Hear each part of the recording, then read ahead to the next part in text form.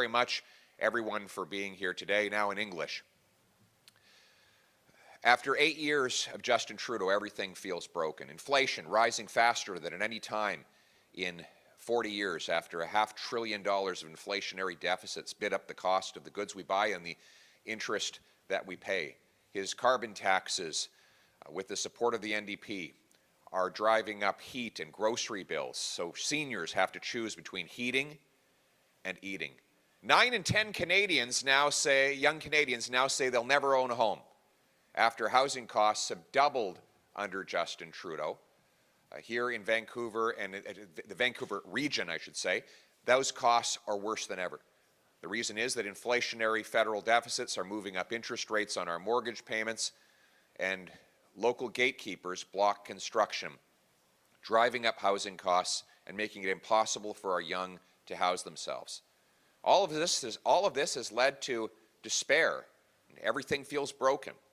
There's a 32% increase in violent crime after Trudeau brought in a catch-and-release bail system that allows criminals who've committed dozens of violent offenses to be released the very same day they are arrested, out on bail to reoffend again and again. In Vancouver alone, the same 40 people were arrested 6,000 times in a year. That's 150 arrests per person per year. All of them getting out on bail most of the time the same day because of Trudeau's broken catch-and-release bail system, something my government will fix with common-sense bail reforms. But there's no question that part of the problem is the opioid and addiction crisis. Just this week, we learned that the overdose rate has more than doubled since the opioid crisis was declared in 2016.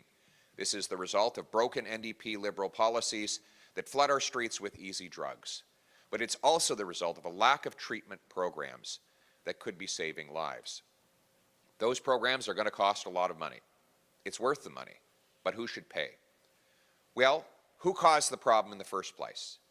Large pharmaceutical multinationals like Purdue Pharma and others brought these opioids into North America, lied to drug regulators and to the healthcare system in order to market these drugs as safe and non-addictive. They even paid bonuses to distributors who successfully caused overdoses. In other words, they were incentivizing misery. These powerful multinationals knew exactly what they were doing, but they kept doing it anyway to profit themselves and their wealthy executives. They destroyed thousands of lives. 33,000 overdose deaths since 2016.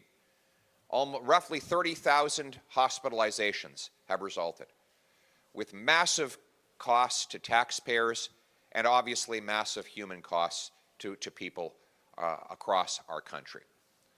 Yet, the Trudeau government has done nothing to hold these powerful pharmaceutical companies and their consultants like McKinsey accountable for what they have done, for the misery that they wreaked, and for the profit that they made doing all of this. A Poilievre government will hold them accountable. I will launch a massive series of lawsuits amounting to over $40 billion in claims. We will join British Columbia's lawsuit in order to recover the federal health costs that have resulted from Big Pharma's dirty and disgusting actions against our communities. We will launch a separate federal lawsuit to recover money that the federal government has had to spend on borders, Indigenous programs, policing, treatment, and other costs associated with this crisis. The people who profited from this misery should be the ones to pay the bill. It's about bringing home accountability and bringing home hope. We can transform the hurt that they caused into the hope that people need. Behind me, we have hope. We have the people who've demonstrated the courage to be clean, sober, and proud. Their families rallied to them. Their communities stepped up with programs of detox, counseling, inpatient treatment. Neighboring Alberta, they've doubled the number of treatment beds, which has lowered the overdose rate and begun to save lives. In other words, we know what we need to do. We need to get people off the streets and into treatment so that we can bring them home drug-free. And a Poilievre government will do that. We will sue Big Pharma, and we will make them pay the price of a massive surge in recovery and treatment programs that will save the lives of our brothers, sisters, friends, and neighbors. Hope is possible, but it requires accountability. And a Poilievre-led government will deliver both that accountability and that hope. Thank you very much to the incredible people who are here today for your amazing courage. You are now an inspiration to people, to literally thousands of people who are going through what you have survived. You have demonstrated that it is possible to turn your lives around and to live drug-free lives, to support your communities and your family. You have demonstrated incredible courage. Let's make more stories like this. Let's help people recover. Let's give them hope. Let's bring it home. Your home, my home, our home, Canada. Thank you.